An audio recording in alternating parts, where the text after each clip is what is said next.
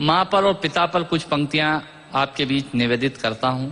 आप यहाँ जितने लोग बैठे हैं, मुझे नहीं मालूम कि किनकी माँ जीवित हैं और किन्होंने माँ को खो दिया, पर मेरा व्यक्तिगत मत यह है कि जिनकी माँ जीवित हैं, जिनके पिता जीवित हैं, वो दुनिया के सबसे संपन्न लोग हैं, वो दुनिया के सबसे अमीर लोग हैं, वो दुनिया के सबसे धनाढ्य लोग हैं।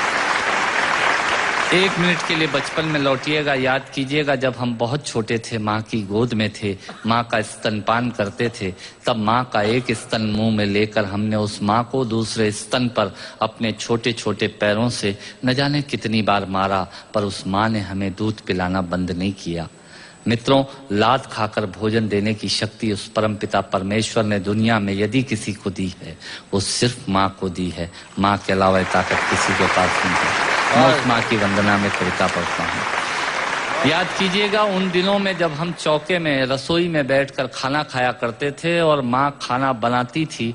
उस वक्त थाली पर बैठकर हमने जब भी इधर उधर देखा, वो माँ समझ गई और उसने नमक का डब्बा हमारी तरफ सरका दिया। हमारे बिना बोले को समझने वाली वो माँ, जब हम उसे खो देते हैं, वो माँ हमें बहुत याद आती है। वो माँ जो हमारे परीक्षा देते जाते वक्त दही की कटोरी लेकर शगुन बनकर आकर खड़ी हो जाती थी, उसे हम खो देते हैं। वो माँ हमें बहुत याद आती है। रमेश सोज की 4 पंक्तियां माननीय नेताजी यहाँ बैठे हैं, मैं पढ़ता हूँ। मुझे अच्छी लगती है कि बहुत रोते हैं लेकिन दामन हमारा नम नहीं होता, इन आंखों के बरसने का कोई मौसम नहीं होता, मैं अपने दुश्मनों के बीच भी महफूज रहता हूँ, मेरी माँ की दुआओं का खजाना कम नहीं।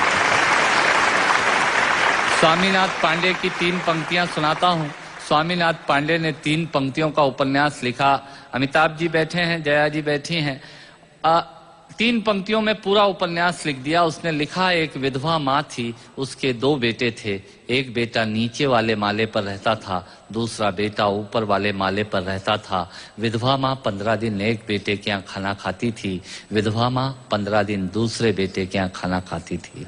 पर ये उस विधवा माँ का दुर्भाग्य था कि साल में जो महीने 31 दिनों के होते थे, उस एक दिन उस विधवा माँ को उपवास रखना पड़ता था। 9 महीने पेट में रखने वाली माँ जब एक जवान बेटे को एक दिन भारी लगने लगी, तब इस नालायक हास्य व्यंग के कवि ने कुछ पंक्तियां माँ के लिए लिखी। सुनिएगा, यात्रा कीजिएगा मेरे साथ। माँ संवेदना है, भावना है, एहसास है। माँ संवेदना है, भावना है, एहसास है। माँ जीवन के फूलों में खुशबू का वास है। माँ रोते हुए बच्चे का खुशनुमा पलना है। माँ मरुथल में नदी या मीठा सा झरना है। माँ मरुथल में नदी या मीठा सा झरना है। माँ लोरी है, गीत है, प्यारी सी थाप है। माँ पूजा की थाली है, मंत्रों का जाप है। माँ आंखों का सिसकता हुआ किनारा है। माँ गालों पर पप्पी है, ममता की धारा है। माँ झुलसते दिनों में कोयल की बोली है। माँ मेहंदी है, कुमकुम है, सिंदूर है, रोली है।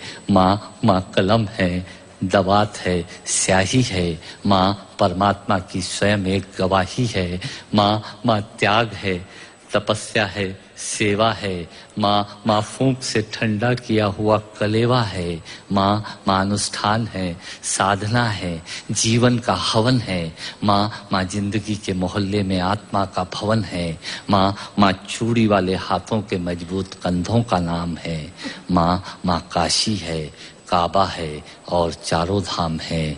माँ चिंता है, याद है, हिचकी है। माँ बच्चे की चोट पर सिसकी है। माँ चूल्हा, धुआं, रोटी और हाथों का छाला है। माँ जिंदगी की कड़वाहट में अमृत का प्याला है। माँ पृथ्वी है, जगत है, धूरी है। माँ बिना इस सृष्टि की कल्पना अधूरी है। तो माँ की ये कथा अनादि है, ये अध्याय नहीं है, और माँ का जीवन में कोई पर्याय नहीं, और माँ का जीवन में कोई पर्याय नहीं है। तो माँ का महत्व दुनिया में कम हो नहीं सकता, और माँ जैसा दुनिया में कुछ हो नहीं सकता। माँ जैसा दुनिया में कुछ हो नहीं सकता। तो मैं कविता की ये पंक्तियां माँ के नाम करता हूँ। मैं दुनिया की सब माताओं को प्रणाम करता हूँ।